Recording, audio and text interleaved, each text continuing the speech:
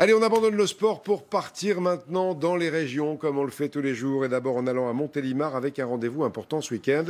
C'était la fête du nougat, bien sûr, la confiserie emblématique de la ville. Et il y avait du monde pour en déguster. À Montélimar, Gaël Charnet, Quincy Russell. C'est une confiserie qui a fait la notoriété de toute une ville. C'est bon. Pour lui rendre hommage, ils ont choisi de remonter le temps. Celui des congés payés, célébré par le vrombissement des moteurs et un concert de klaxon un brin désuet.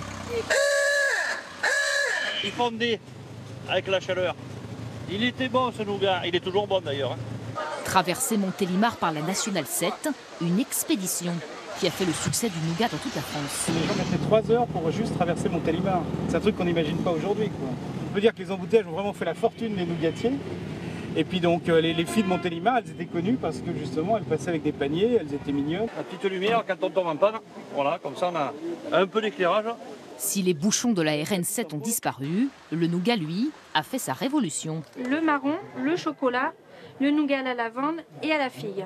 La recette du XVIIIe siècle s'exporte désormais jusqu'en Chine. C'est de l'eau, du sucre que l'on mélange. On rajoute du miel, du glucose, des amandes naturelles. On en produit 4000 tonnes par an, qu'il soit dur ou mou. Dur. Pour les Montiliens, c'est une évidence. On préfère le nougat dur, ça, y a aucun doute. Mais quand on offre du nougat à des gens qui ne sont pas de Montélimar, en général, ils préfèrent le nougat tendre. Une douceur qui fait son entrée dans les cuisines des chefs. Voici donc le foie gras poêlé au nougat. Un petit peu de verdure et de fraîcheur. 12 entreprises aux méthodes artisanales perpétuent la tradition. Il ne manque désormais plus qu'une appellation pour protéger le nougat des contrefaçons.